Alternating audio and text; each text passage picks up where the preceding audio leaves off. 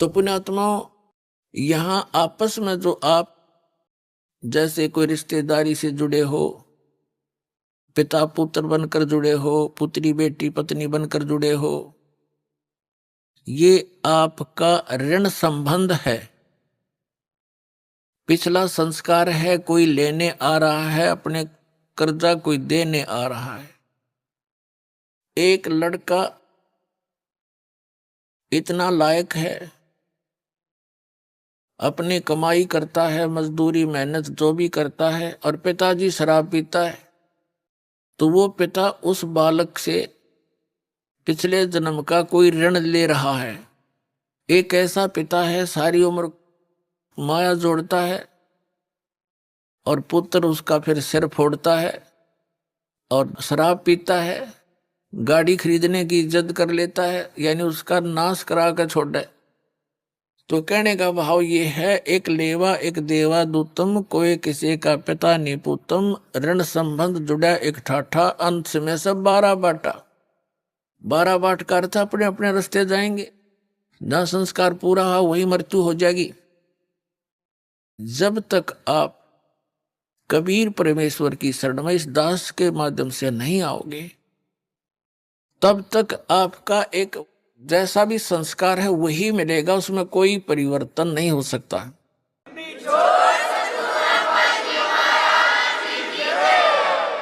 तो उसके आधार से आप अपना केवल ऋण ही चुका रहे होते हो। बेटा मर गया, माता पिता भाई बहन सब शेष बचे हुए टक्कर मारते रहते हैं, मारे जाओ। अब वो तो आने से रहा, उसका समय पूरा हुआ, उसका ऋण खत्म हुआ, जितना लेना था वो लेकर चला गया। ऐसे बहुत सी कथाएं हैं जो कथाएं नहीं सच्चाई है। एक व्यक्ति था, उसको एक पुत्र प्राप्त हुआ, उसकी पत्नी की मृत्यु हो गई। उसने रीमैरिज की, उससे भी एक पुत्र प्राप्त हुआ, फिर दोनों की ही मृत्यु होगी। बड़े लड़के का विवाह कर दिया था, छोटा लड़का अभी छोटी आयु का था जो दूसरी पत्नी से प्राप्त हुआ था। तो दोनों की मृत्यु होगी, 2 बच्चे शेष रहे और बड़े लड़के का विवाह हो चुका था। कुछ दिनों के बाद वो छोटा जो लड़का था वो रोगी हो गया। उसके बड़े भाई ने, मौसी के बेटे ने बहुत कुछ इलाज भी करवाया कुछ दिन। फिर उन दोनों के मन में दोष आ गया। किसके? उस बड़े भाई और उसकी पत्नी के मन में। इसके हिस्से में लगभग 15-16 एकड़ जमीन है, मकान आते हैं। ये बीमार है, रोगी है, इसको कोई ऐसा विष दिलवा दे ये मृत्यु को प्राप्त हो जाए, क्यों पैसे खराब करे। उन्होंने उस वैद्य से संपर्क किया जो उसका ट्रीटमेंट कर रहा था। उसको लालच दे दिया कि उसने कहा मैं 500 रुपये लूंगा और इस काम न कर दूंगा। उसको 500 रुपये दे दिए। उसने ऐसी औषधि दे दी, विष डालकर के वो लड़का मृत्यु को प्राप्त हो गया। अब बात समाप्त हुई, भाई बच्चा बीमार था, मर गया, कोई ऑब्जेक्शन, कोई शंका किसी को नहीं हुई। लेकिन भगवान से कैसे छुपा देंगे हम। अब क्या होता है कि 1 वर्ष के बाद उनको पुत्र हुआ। इकलौता पुत्र के लाड प्यार में न्योछावर हो गए। अच्छा खाना खिलावे, बड़ा लाड प्यार से पाले। गिने दिनों में वो युवा हो गया। जब 16, 17, 18 वर्ष का हो गया तो उसका विवाह कर दिया। पहले बाल विवाह की प्रथा थी, तो विवाह कर दिया। विवाह होने के बाद वो बालक बीमार हो गया, रोगी हो गया, असाध्य रोग हो गया। अब वो तो अपना बेटा था, इसलिए इलाज कराना अनिवार्य था। सब जगह झाड़ फूक वालों से इलाज कराया, वैद्यों से महंगी दवाई दिलवाई, आसपास सब जगह लुटपट लिए, लेकिन फिर भी रोग में कोई लाभ नहीं। और कुछ आधे से अधिक जमीन को भी सेल करके बेच के वो धन भी बच्चे के ट्रीटमेंट पर लगा दिया। एक दिन वो दोनों बैठे बैठे उस बच्चे के मुंह की तरफ देख रहे थे। चारपाई पकड़ चुका था, अस्थि पिंजर शेष था। तब उस लड़के ने आवाज लगाई कि भाई साहब मेरी बात सुनना। अब उसका जो पिता था वो पास बैठा था, उसने कहा कि बेटा मैं तेरा पिता हूं, मैं भाई नहीं हूं। उसने सोचा कि ये बच्चा इतना रोगी होने के कारण इतना हो गया कि मुझे पहचानना भी बंद कर गया। तब उस लड़के ने कहा कि तू मेरा भाई है और सुन ले बात सारी, तूने मुझे विष देकर मरवाया था और मैंने वो अपना ऋण चुका लिया है, आधी जमीन से भी ज्यादा तेरी बिक चुकी है। और ईब तेरा और मेरा एक कफन और लकड़ी का हिसाब किताब शेष रह रहा है, वो इकट्ठी कर ले। मैं तेरा वही भाई हूं, तेरे पुत्र के रूप में जन्मया हूं। अब आंखें खुल गई उनकी। कहने लगा भाई बात सुन, मेरा तो कुल नाश हो गया, क्योंकि इकलौता पुत्र था और आश्रय ही नहीं, 20 वर्ष से ऊपर विवाह को हो गए हैं, उसके बाद कोई संतान नहीं। मैंने तो जैसा किया था मेरे को परिणाम मिल गया, मिलना चाहिए था मेरे जैसे नीच ने। पर भाई एक बात और बता दे, जो लड़की तेरे विवाही आई है इसका के दोष है? अब उस समय सती प्रथा थी, पति मरने के बाद उसकी पत्नी को जीवित जलाया जाता था लकड़ियों में। उसने पूछा कि इस लड़की का क्या दोष है जो तेरी पत्नी है? तब उस लड़के ने बताया कि वो वैद्य कहाँ है जिसने मुझे जहर दिया था, विष दिया था। उन्होंने बताया कि आपकी मृत्यु के 2-3 वर्ष बाद उसकी मृत्यु हो गई थी। उस लड़के ने बताया कि ये मेरी पत्नी वो वैद्य है, इस दुष्ट को अब सजा मिलेगी। यूं कहकर वो प्राण त्याग गया।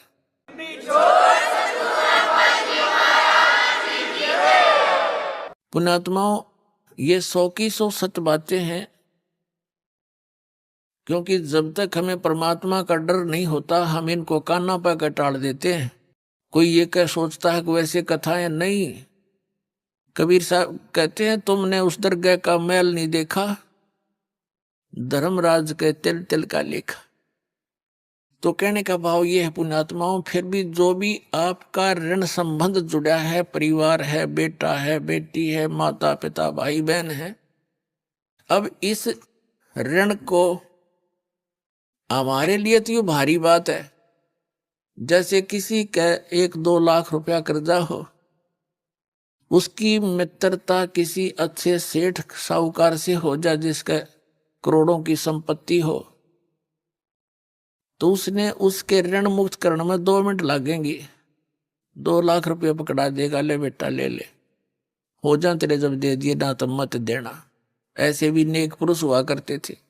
तो ये समर्थ शक्ति कबीर साहब है।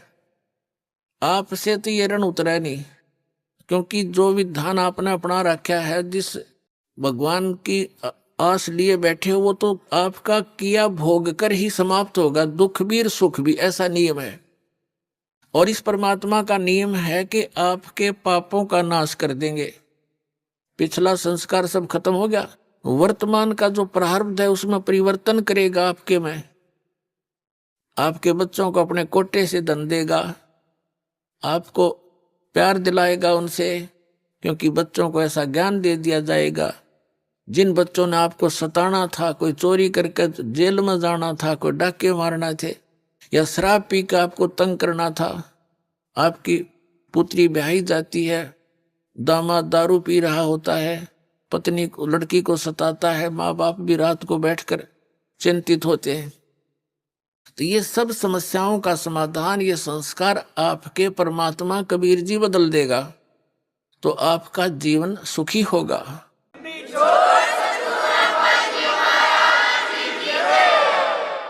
और रही बात जिनके संतान नहीं है,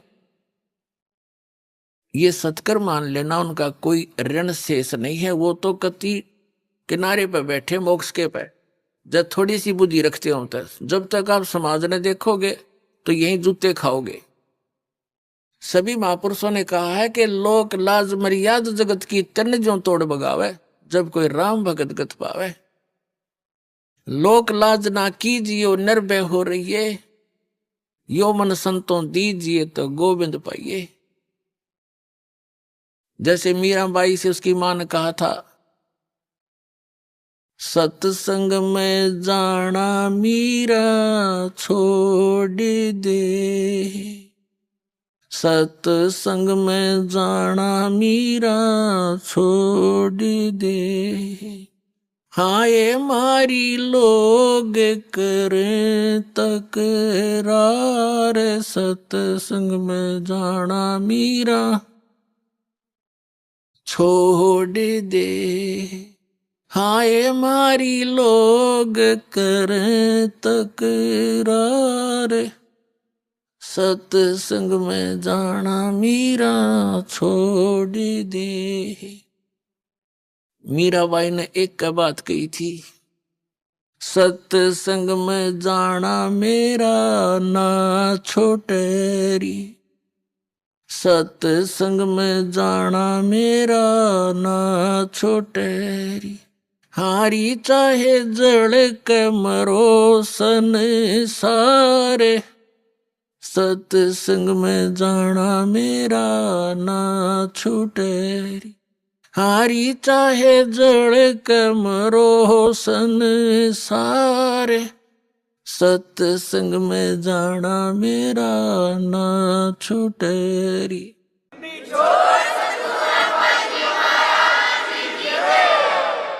और कबीर परमेश्वर जी भी कहते हैं, लोक लाज मर्याद जगत की ये एक बंधन बेड़ी है, एक बंधन ये बेड़ी है आपके। लोक लाज से हमने उल्टा हटना है, हमने परमात्मा के मार्ग को ग्रहण करना है।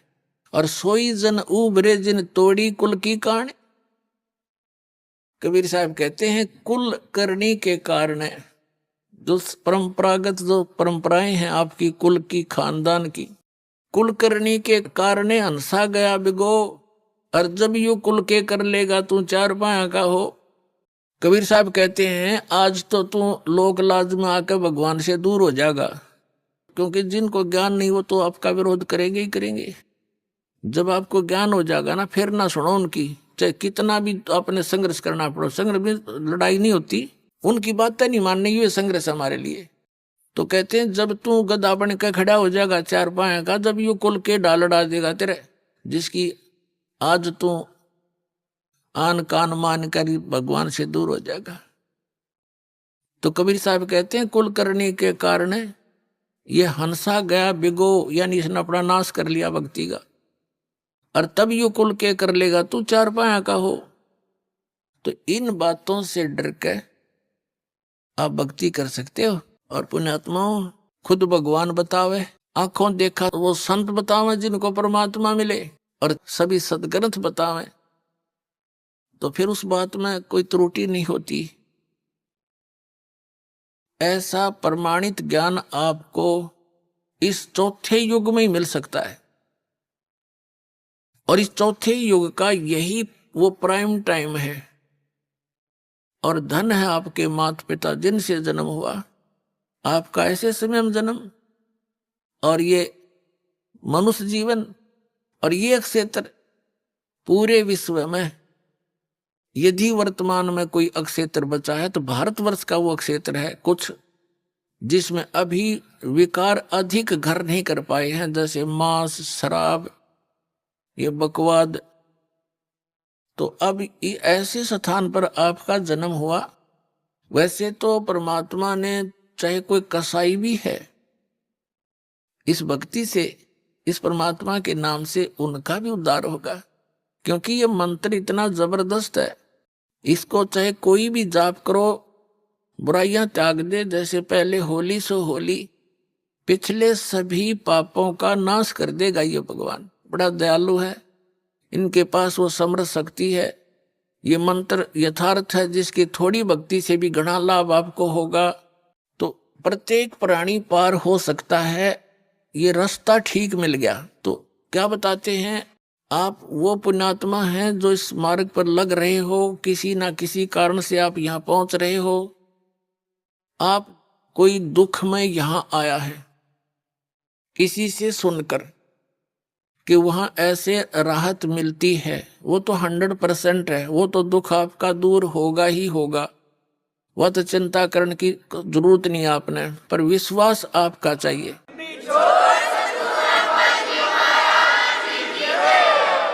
और जब तक दुख दूर नहीं होंगे तो भक्ति में रुचि नहीं बन सकती, कभी भी नहीं बने। और जब आपके एक संकट निवारण होंगे, आपकी आत्मा गदगद होगी और अधिक भक्ति करने दिल करेगा। आपको विश्वास दृढ़ होना चाहिए, मर्यादा में रहना पड़ेगा।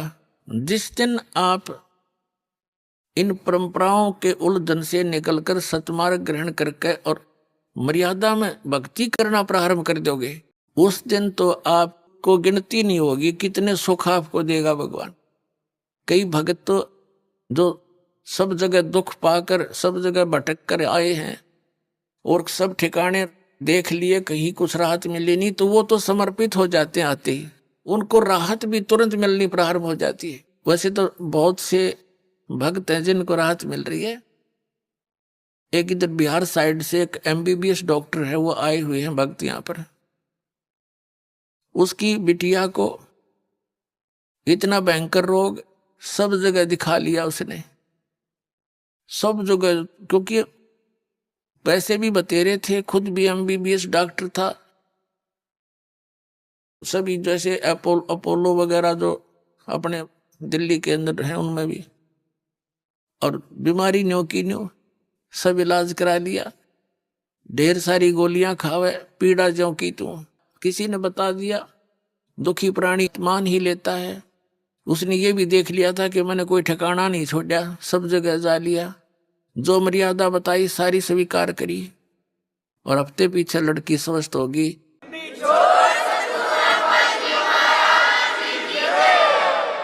तो कहने का भाव ये, फिर वो जा करके उसने वहां बताया, सबने देखा, क्योंकि सब उसके मित्र प्यारे जहाँ वो क्लिनिक रखी थी वो सब को पता था कि लड़की बहुत दुखी थी। ये कह रहा था कि मैंने कई इंजेक्शन देने पड़ते थे डेली, पेन किलर के, फिर भी नहीं चिल्लाया करती थी। और यहाँ ते कह दिया था गोली दवाई मत देना, क्योंकि आपने जो कसर छोड़ नहीं रखी। उसी दिन से वो दवाई छोड़ दी थी उस बेटी ने, आज तक स्वस्थ है वो, 2-3 महीने की बात होगी।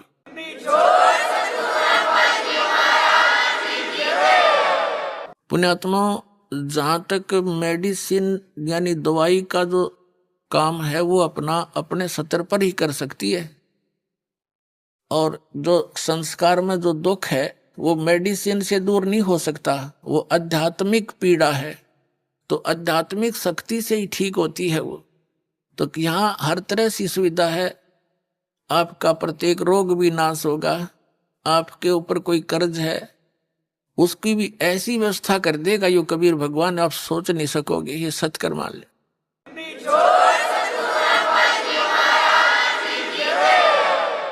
जैसे 2 नंबर से जो कमाई करते हैं, हेरा फेरी करके, मिलावट करके, चोरी करके, रिश्वत लेकर, ये तो विष का काम करेगा आपके, एक दिन देख लेना। आपको पता नहीं, अभी तो देखम देखा लग रहे हैं सभी। एक व्यक्ति बता रहा था, कहने लगा जी नाम लेने से पहले मैं 10 रुपये की काम करूं था, 20 का नुकसान होया करता, और कर्जा हो गया। आज से 10-15 वर्ष पहले की बात है, 1-1.5 लाख रुपया कर्जा। 10-15 साल पहले 1 लाख राज के 10 लाख कर्जा, समझ लो। इतना दबाव था उसके ऊपर, दीक्षा ली, कुछ अटपट भी कराया करता, वो बंद करवाई, शराब पीना, मांस खाना, और कोई मिलावट नहीं करेगा, जो भी तू काम करेगा नियत से कर, देख भगवान की रजा देखना। तो उसने क्या किया, दृढ़ हो गया वो कि मेरी हेरा फेरी तय और सारी बकवादा थी, कर्जा तो कम होता नहीं, मैं इनकी सारी बात मान के देखता हूं। 1 वर्ष के अंदर अंदर क्या हुआ, उसका एक मित्र था, उसके पास कुदरती चला गया, 2-3-4 वर्ष के बाद मिला था उससे।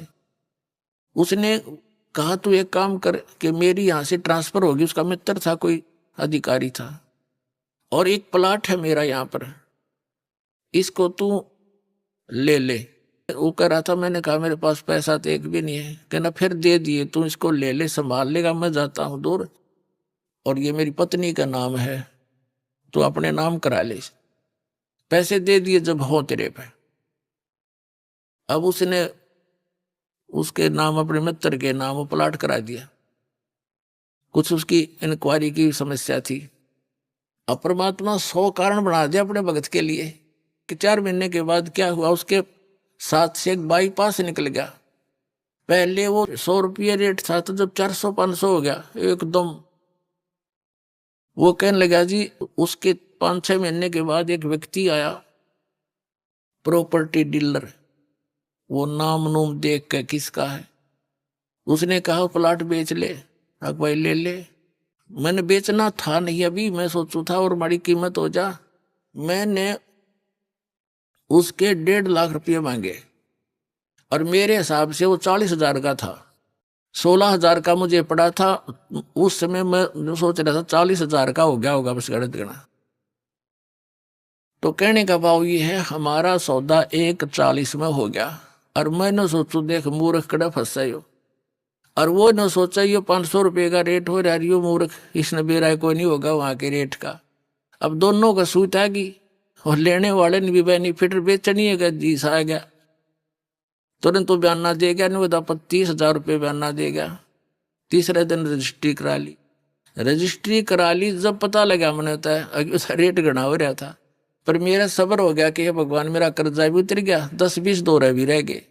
तो परमात्मा कहते 100 साल सीधर मैं करूं अपने जन के काज, और उसका मित्र का भी दे दिया उसमें। तो ये परमात्मा जो व्यवस्था करेगा, जीव नहीं कर सकता उसको। ये पल्ला गांठ लगा लियो अपनी।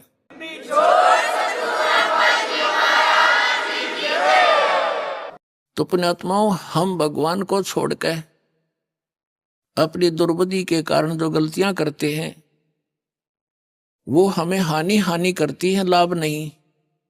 और अब रही बात, उसको इतना विश्वास हो गया, फिर तो माया वापस हटता है इंसान जब इसकी सच्चाई का पता लगता है। तो पुण्यात्माओं, परमात्मा साथ है तो माया तो उसकी छाया की तरह साथ रहेगी आपके। यहां कमी नहीं रहने देगा आपको। ये समर्थ शक्ति है। कहते हैं जैतन राजपाट भी चाहिए, हमारा धर ले ध्यान।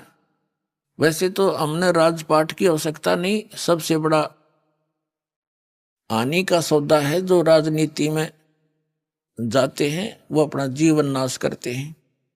भक्त को राजनीति के आसपास भी नहीं जाना चाहिए।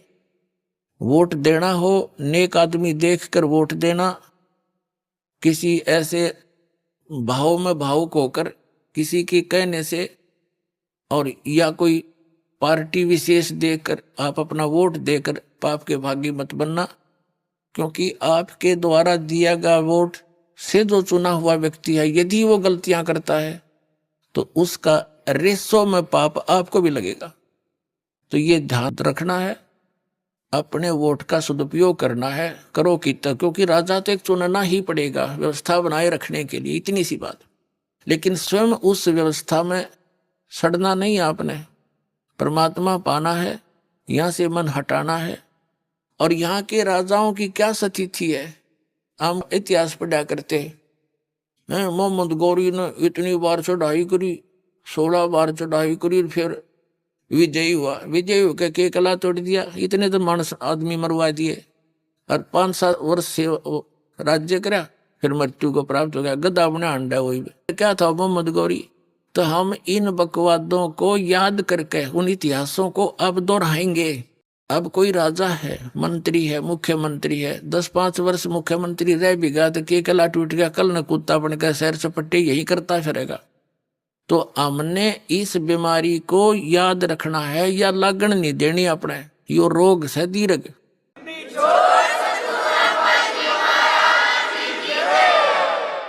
अब जैसे क्या याद दिलाते परमात्मा, सर्व सोने की लंका थी वो रावण से रणधीरम, एक पलक में राज विराजी जम के पड़े जंजीरम, मन तू सुख के सागर बसरे भाई और न ऐसा यसरे। जैसे कोई अच्छा राजनेता हुआ है और उसकी मृत्यु के उपरांत उसकी यादगार में उसका स्टेच्यू बना दिया, मूर्ति कोई पत्थर पीतल की। 1 वर्ष में उसका सत्कार करने जाते हैं राजनेता माला डाल देते हैं, दीप जला देते हैं, उसकी आरती उतार देते हैं, और शेष समय में मनमाने वही राजनेता और कौवा बड़का अपने स्टैचू पे ऊपर बैठ कर बीट करता हो सिर पे। बता के जस हुआ क्या यश हुई है? इस झूठे लोक में यदि आपने सफलता पानी है, यहाँ की मर्यादाओं की तरफ झांकना नहीं है, वही हमें हानि करती है। हम यहाँ के ठाठ बाट देखकर हम भी बह जाते हैं। तो परमात्मा कहते झूठे सुख को सुख कहे ये मान रहा मनमोद, ये सकल चबीना काल का कुछ मुख में कुछ गोद। तो ये सब काल का आहार है, काल व्यवस्था है। काल व्यवस्था से ऊपर उठेंगे तभी हम परमात्मा पाएंगे।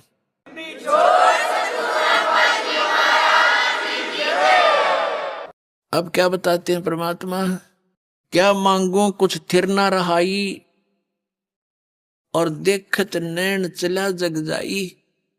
1 लख पूत 1.25 लाख नाती, उस रावण का आज दीवान बाती।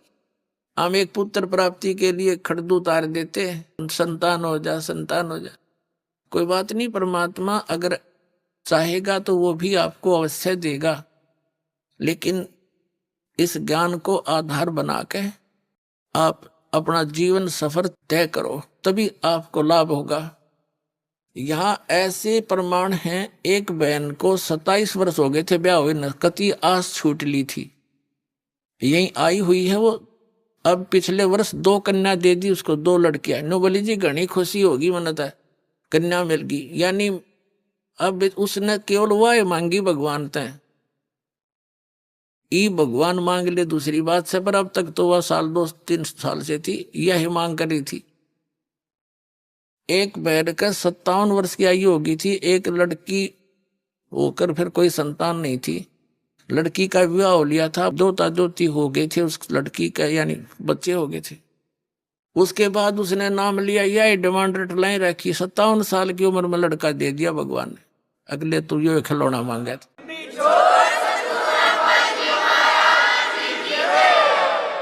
तो पुण्यात्मा, हम ये खिलौने मांगते हैं, इन खिलौनों ने जब मांगना बंद कर देंगे ना, जब भक्ति हमारी सफल होगी। कबीर साहब कहते हैं, होले सुहागण सुरता त्यारे, मालिक गिरी जाना है तो होले सुहागण सुरता त्यारे, मालिक घर जाना है तो होले सुहागण सुरता त्यारे, मालिक घर जाना है तेरा सोन सखर बरतार, मालिक घर जाना है। क्या बताते हैं? सुरता यहाँ आत्मा को कहा जाता है कि होले सुहागण सुरता त्यार, तूने मालिक घर जाना है। सुहागण का अर्थ है जिस आत्मा ने, जिस प्राणी ने गुरु के माध्यम से दीक्षा प्राप्त कर ली, समझो उस गुरु ने आपका नाता जुड़वा दिया, आपके पतित है। आत्मा का पति परमात्मा है। तो जिनको उपदेश दीक्षा मिल गई वो सुहागण होगी, और जिन्होंने नाम लिया नहीं है तो अभी कंवारी आत्माएं हैं। तो अपने पति के घर तो सुहागन ही जाएगी, यानी जिसका नाता सगाई ब्याह हो गया वही जाएगी। तो यहां परमात्मा इस आत्मा से कहते हैं, होले सुहागन सुरता त्यार, मालिक घर जाना है, तेरा सुन शिखर बरतार।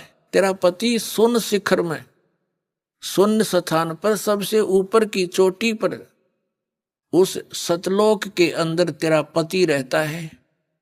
होले सुहागण सुरता त्यारे, मालिक गिरी जाना है तो होले सुहागण सुरता त्यारे, मालिक घर जाना है तेरा सोन सखर बरतार, मालिक घर जाना है। नाले धोले ओढ़ पैर लेकर 16 श्रृंगार, नाले धोले ओढ़ पैर लेकर 16 श्रृंगार, आज नहीं तय तड़के परसों आवेंगे तेरे लड़िया, रे मालिक घर जाना है तू तो होले सुहागन सुरता तारे, मालिक घर जाना है। गुड़िया खेलत उम्र गवा दी, लाया नहीं विचारे, गुड़िया खेलत उम्र गंवा दी, लाया नहीं विचारे। अब क्या बताते हैं परमात्मा कि जो गुड़िया का खेल खेल रहे हो आप, तुमने इस ज्ञान को आधार नहीं बनाया। जैसे पहले समय में क्या होता था, बच्चों की पढ़ाई नहीं होती थी, लड़कियां उनका केवल जैसे जब तक माँ के घर पर रहती थी अपना जैसा भी जिसका कर्म था वो कार्य किया करती थी, और फिर अपने पति के घर जा करके अपने क्रिया में व्यस्त हो जाती थी। तो जब तक लड़की छोटी होती थी, छोटी छोटी लड़कियां क्या करती थी, जैसे बड़ी बहनों की या बुआ की जिसकी शादी हो चुकी होती है उसके लिए पहले दहेज तैयार करा करते हैं। और हमने देखा हमारी जो बड़ी बहनें थी उनके लिए घर पे ही टेलर को बुला लिया जाता था, और वो ऐसी व्यवस्था थी, ऐसे थे कि जैसे ससुराल में ये एक दहेज दिया जाता था ससुराल वालों के लिए। आगे वालियों की 25 तीड़, तीड़ माने सूटों के सेट, और फिर उन तगलियां के और 10 न्यारे, लड़की के अलग से, सासू ससुरिया के, नंदा के न्यारे। तो ऐसे वो बनाया करते थे, उनको अलग अलग सेट करके रख दिया करते थे, ये लेने देने की, ये पहनने की। तो छोटी लड़कियां जो देखा करती थी, तो फिर वो क्या करती थी, जो टेलर आता था कपड़े सीलता था, उसमें से छोटे छोटे टुकड़े बच जाते थे, वो छोटी बहन उठा लेती थी और उनको ऐसे उनकी तह बना बना कर रख लेती थी, एक गठड़ी बांध लिया करती। ये 25 तीड़ आगली की, ये 15 पछलियां की, या गुड्डों की, 10 गुड्डी की, 10 दुल्हे के, एक गुड्डा बना लेती अपना, एक गुडिया उन्हीं कपड़ों में थे, 2 बना लेती थी, और फिर उनका ब्याह करती थी। फिर उनके कपड़े, ये तेरी दूसर की, ये तेरे फलाने की, वह गठड़ी बांध लेती। और उसके उस चीथड़ों में से कोई दूसरा भाई बहन एक आध चीथड़ा निकाल लेता, वो टुकड़ा रो रो कर रोदन मचा देती। वह उसको कोई पूछता, बेटी क्यों रो रही है बहन, तो वह कहा करती, हाय मेरा सूट निकाल लिया, हाय मेरा सूट निकाल लिया। अरे क्या किसा सूट था, वो फिर उसने धमकाओ, ला इसका सूट का, वो लिखा इतना चीथड़ा, वो इतना कपड़ा, उसने नो कहा यू था, हाँ यू है, यू दे मेरा उल्टा है। फिर वह शांत होगी।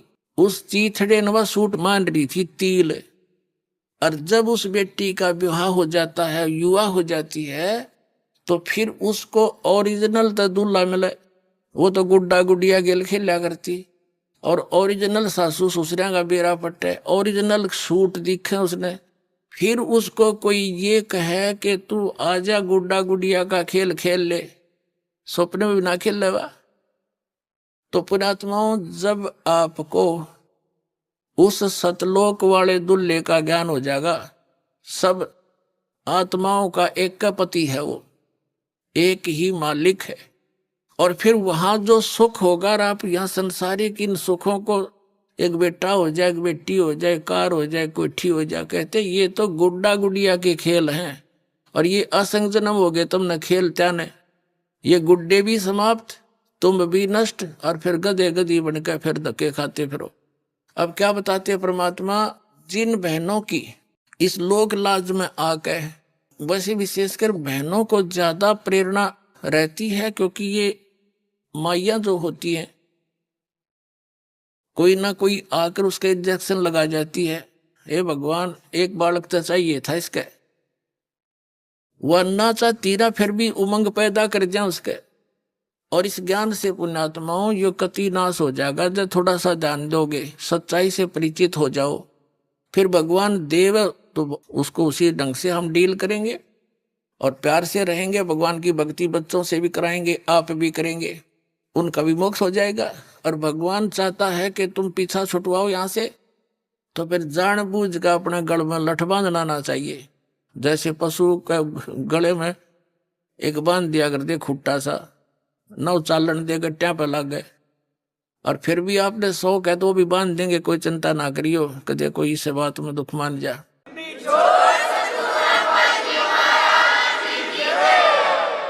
तो कहने का भाव ये है कि परमात्मा चाहता नहीं कि इस बेटी को क्यों फांसी लाऊं, क्यों खाम का। ज्ञान समझ लिया, भक्ति कर ले, पीछा छुटवा ले। जो अनजान है, नहीं मानती, उनके भाग में है नहीं, भगवान से भी दूर हो जाती है वो तो ये उद्देश्य लेकर आती है। और देखो, नीरू और नीमा नाम के दुल्हा दुल्हाई थे, 62 साल की उम्र होगी थी उनकी, कोई संतान नहीं थी।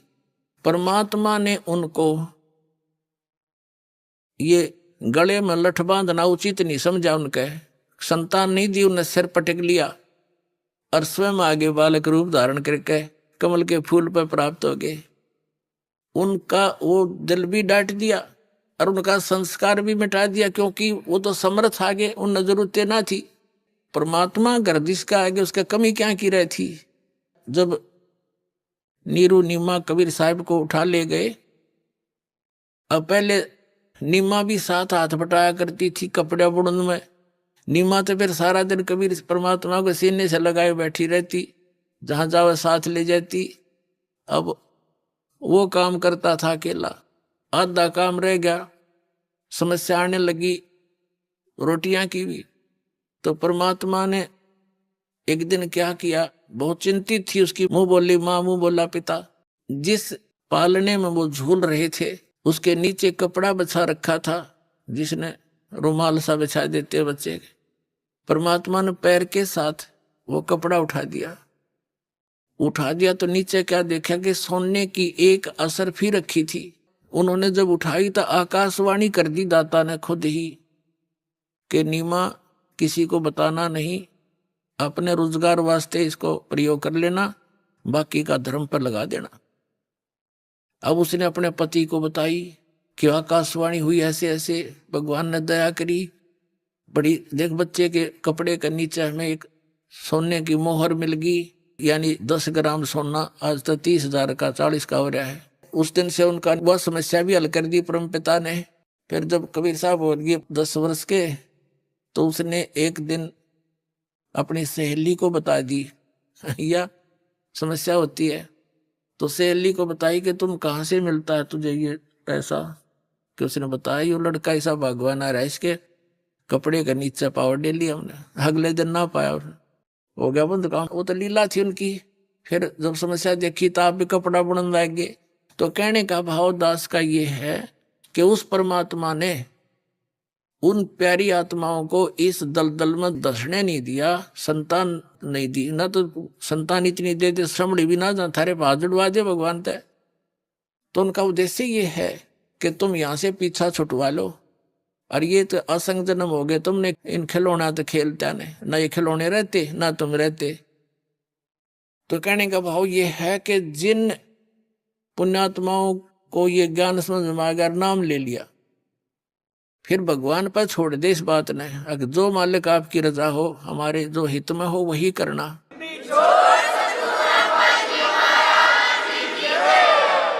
फिर भी जो उद्देश्य यही लेकर आते हैं, तो मालिक नहीं चाहता कि इनको क्यों फांसी डालूं, और वो नाम त्याग जाते हैं और धक्के खाते हैं, मिलना तो उनको कुछ है नहीं। तो फिर क्या होता है, उस बहन के साथ क्या बीतेगी। परमात्मा कहते हैं कि यो काल ऐसी दुर्गति करेगा आपकी, वो बहन की मृत्यु हो जाएगी। इसी दुख में हे भगवान मेरे बालक ना होए, हे भगवान मेरे बच्चे ना होए, तो इस तड़फ में वह मर जाती है। तो काल तो विलियन है, ये तो खलनायक है। ये क्या करता है कि ले अब के तेरे को बच्चे बच्चे दे देता हूं, अगले जन्म में उसको कुतिया की योनि मिलती है। एक टाइम में वह 8 बच्चे पैदा करेगी। फिर नु कहेगा ले तू बच्चे पैदा करके छक ले। तो वह दुर्गति जा करवाई, खड़ी कर ली, अपने जी ने साका पैदा कर लिया, समस्या। और परमात्मा कहते हैं होले सुहागण सुरता त्यारे मालिक गिर जाना है हेतु तो। होले सुहागण सुरता त्यारे मालिक गिर जाना है तेरा। सुन शेखर बर तारे मालिक गिर जाना है। नाले दोले ओढ़ पैर लेकर 16 श्रृंगार। आज नहीं तय तड़के परसों आवेंगे तेरे लड़िहारे मालिक गिर जाना है तू तो। होले सुहागण सुरता त्यारे। तेरे साथ की कितनी जाली तू क्यों लारी वार। तेरे साथ की कितनी जाली तू क्यों लारी वार। गुड़िया खेलत जन्म गवाया लाया है नहीं विचारे मालिक गिर जाना है तू तो। होले सुहागण सुरता त्यारे है तेरा। सोन शेखर बर तारे। सतगुरु मारे बानिया है करते बनज व्यवहार। सतगुरु मारे बानिया है करते बनज व्यवहार। बिन डांडी बिन पालड़े है तोले दिया संसारे मालिक घर जाना है तू तो। होले सुहागण सुरता त्यारे है तेरा। सोन शेखर बर तारे मालिक गिर जाना। सोन शेखर में सेज पिया की हंसे हंस कर ले प्यार। सोन शेखर में सेज पिया की हंसे हंस कर ले प्यार। कह कबीर सुनो मेरी सजनी लूटो वो अजब बहार। मालिक गिर जाना है तू तो। होले सुहागण सुरता त्यारे मालिक गिर जाना। इसमें क्या समझाना चाहा परम पिता ने?